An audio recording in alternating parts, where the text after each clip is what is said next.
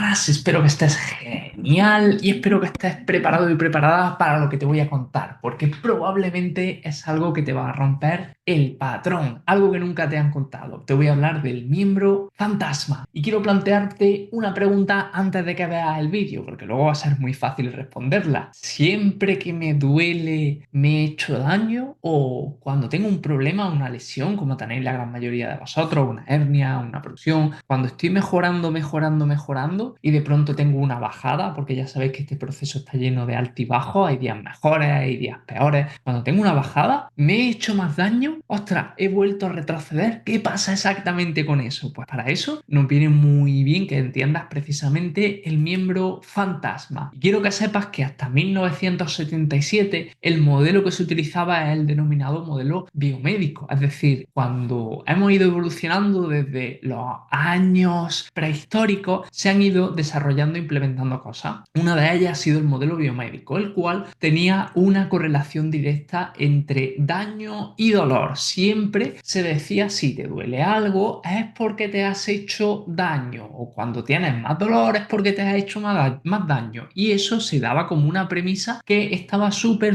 aceptada, y esto era hasta 1977. ¿Qué es lo que ocurre? Que es una época en la cual hay muchas guerras, hay muchos conflictos, hay muchos problemas. ¿Y a qué conlleva eso? Pues lleva precisamente a muchas personas heridas de guerra, a muchas personas a las cuales se les tienen que amputar miembros como piernas, brazos. ¿Y qué problema genera esto de por sí? Bueno, de por sí ya es un problema, pero sobre todo el problema llega cuando estas personas empiezan a reportar dolor en esos miembros que se le han amputado. Es decir, este soldado, por ejemplo, llega al médico y dice, doctor, me duele la pierna izquierda. ¿Qué es lo que hace? Que automáticamente el médico lo revisa, lo valora y dice, pero si a usted se le ha amputado la pierna izquierda. ¿Qué es lo que pensaban los médicos al principio cuando se empiezan a encontrar con esta problemática? Pues lo primero que piensan es otra persona que tiene secuelas de guerra, esta persona está loca, ¿cómo le puede doler la pierna que no tiene? Cuando este patrón se empieza a repetir, empieza a ser algo frecuente, empiezan a decir, oye, a ver si esta persona que dice que le duele la pierna amputada o el brazo amputado realmente está sintiendo ese dolor. Pero ¿cómo puede estar sintiendo ese dolor en la mano o en el pie que no tiene? ¿Cómo es esto posible? Y es cuando denominaron a este curioso problema el síndrome del miembro fantasma. ¿Por qué ocurre esto? Pues esto precisamente llevó a que se tuviera que replantear lo que se sabía hasta entonces del dolor. Ese famoso proceso, ese famoso sistema biomédico tuvo que replantearse completamente, porque si atendíamos a la premisa de en el momento que hay dolor es porque hay daño, vale, pero ¿y en esa mano? En esa mano que no tengo, ¿cómo puedo sentir el dolor? ¿Qué carajo está ocurriendo ahí? Aquí hay algo que se nos escapa con ese modelo biomédico. Entonces, la tecnología y la ciencia siguió ampliándose, se siguió aprendiendo más sobre el dolor y se vio que no solamente el dolor depende de la estructura esa que tenemos dañada, ya sea la mano, ya sea la hernia, ya sea la protusión, sino que hay también una correlación entre los nervios. Eso, hay un sistema nervioso que es el encargado de detectar esas señales y enviárselas al cerebro para que éste interprete. Entonces, esta imagen que veis aquí en el centro es toda la red nerviosa que tenemos en nuestro cuerpo. Es una red increíblemente rica y que llega a todas las partes, como podéis ver. Cada uno de esos nervios tiene un nombre que no me voy a parar en ello ni quiero meterme, pero solamente quiero que veáis que tenemos una red nerviosa la cual conecta con nuestro cerebro, con lo cual cuando nos hacemos daño en una estructura o en una zona, esa red nerviosa está enviando señales. Por eso precisamente uno de los abordajes que se hace ante el dolor de espalda, ante una hernia, es la rizolisis o es la abrasión de ciertas terminaciones nerviosas. Pero, ojo, alerta de spoiler, si no lo sabes, esos nervios se terminan regenerando y esos nervios que te han hecho la abrasión, que te la han quemado para que no den esa señal de dolor ni de alerta, siguen dándola constantemente en el momento que se regeneran. Por eso, hacerte una rizolisis no es una solución definitiva, solamente es un parche temporal corporal. Pero con esto quiero que te quedes con el concepto de que el dolor depende de la zona la cual está afectada, de ese nervio que está enviando la señal y de nuestro sistema nervioso central. En este caso el cerebro, podemos llamarle para que lo entiendas rápido y de forma fácil. ¿Por qué ocurre esto? Pues precisamente porque en nuestro cerebro tenemos como una especie de mapa, tenemos una representación de todo nuestro cuerpo. Imagínate cuando tú abres Google Maps, ahí lo que tienes es una representación de todo el mundo. No tienes todo el mundo metido ahí realmente, pero tienes una representación de todo el mundo. Pues nuestro cerebro tiene exactamente esa representación de todo nuestro cuerpo ahí dentro. ¿Qué es lo que ocurre? Que cuando tenemos o sufrimos un accidente, sobre todo un accidente traumático, pues esa representación no se regenera o no se afecta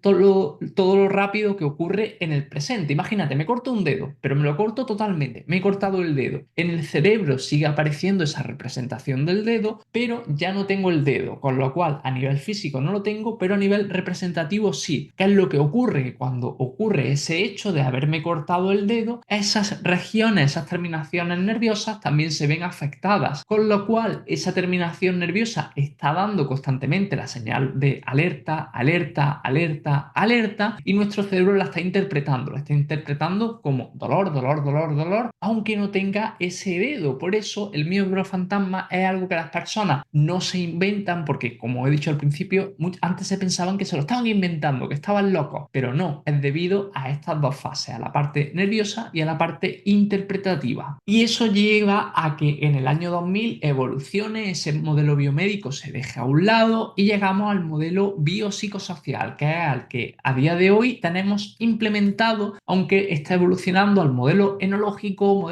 estamos llegando a muchos modelos diferentes. Entonces esto es una constante. ¿Qué nos dice este modelo? Que no solamente hay una variable que es la que determina tu dolor, sino que todos estos puntitos que tienes aquí, ¿ves cada uno de estos puntitos? Los puntitos de colores representan un área y ese área puede hacer que tu dolor aumente. A día de hoy el dolor se entiende como una señal preventiva y tú puedes pensar, ¿y de qué me va a prevenir si lo que hace es no dejar moverme? Claro, aquí tenemos que entender que el dolor no es el mismo en una fase aguda, cuando esta lesión justamente aparece, que en una fase avanzada, cuando el dolor ya se cronifica y se mantiene. En una fase aguda precisamente hay más inflamación, tenemos más sustancias las cuales buscan regenerar esa estructura dañada, pero cuando pasa ese periodo entramos ya en un sistema más crónico, un sistema en el cual este sistema nervioso central ha cambiado o ha tenido ciertas alteraciones. Por eso no podemos centrarnos únicamente en las variables físicas, sino que también tenemos que cambiar esos hábitos, sino que tenemos que también saber convivir con ese dolor para que no tengamos unos picos de estrés tan grandes, porque todas estas variables están afectando en la interpretación que este sistema nervioso central hace de la situación. El sistema nervioso central interpreta si es algo muy peligroso, si es algo peligroso, si es algo normal o si es algo amigable, y según la interpretación que nos dé, nos da un resultado u otro. Como llevamos un buen rato hablando del cerebro, hay muchas personas que en este punto me dicen, pero entonces me estás diciendo que me lo estoy inventando el dolor o que el dolor está en mi cabeza. No, el dolor que sientes es totalmente real, pero tienes que saber que ese dolor en gran parte es la percepción que tu sistema hace y la interpretación que tu cerebro le está dando en base a muchas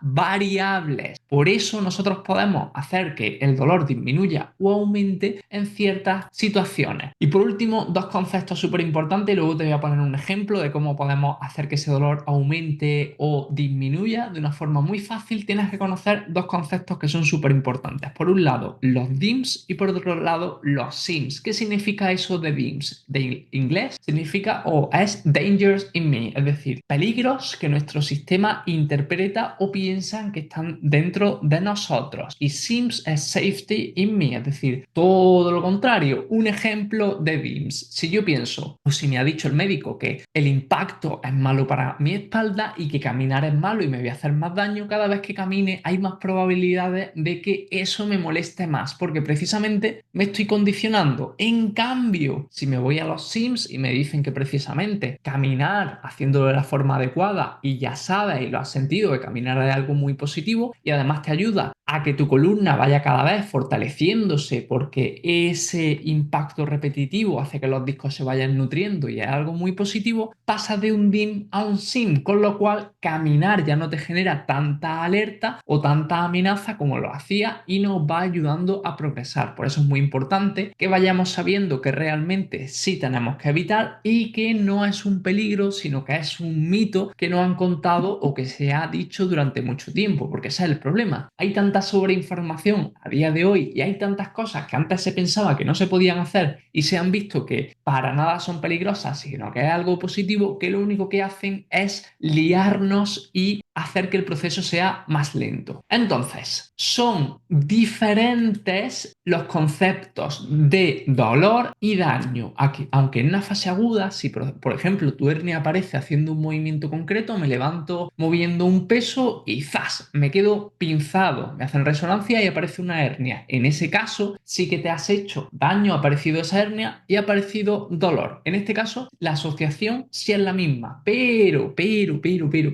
hay muchas personas a las cuales se le hacen resonancia y se ven que tienen hernias, pero no tienen dolor, con lo cual no siempre tenemos esa asociación directa entre daño y dolor. Y precisamente muchas de las personas con las que trabajamos consigue que su hernia se reabsorba y otras personas su hernia no se reabsorba, pero deja de doler, se vuelve totalmente sintomática. Por eso, porque no hay una relación directa entre el dolor y el daño. Y para que lo veas súper claro con un ejemplo, te voy a enseñar este vídeo. Esto se ha hecho viral entre varias culturas y lo que lo toman como una broma, no sé si lo habéis visto, os lo pongo primero y luego os lo explico. Tienen al bebé, lo pegan cerca del muro, dan un golpe, fijaros que el bebé en ningún momento le han dado en la cabeza, sino que han simulado el sonido, le han dado el golpe en la pared y ahora empiezan a hacerle como si realmente se hubiese llevado el golpe. Empiezan a decirle, ay, pobrecito, pobrecito, pobrecito. Aquí no ha habido daño, ¿verdad? No ha habido daño porque no ha habido golpe para el bebé, pero fijaros lo que pasa en el bebé. Qué curioso. El bebé empieza a llorar, el bebé empieza a sentir dolor y a ellos se ríen, lo ven gracioso porque dicen, ah, el bebé se llora, el bebé llora, qué gracia, pero no saben que realmente el bebé sí está sintiendo dolor. Así que esto, si tenéis niños o si vais a tenerlo, no os recomiendo que lo hagáis porque precisamente el bebé se siente dolor, está sintiendo ese dolor sin que haya daño, al igual que en este caso, que será uno de los vídeos que hablemos más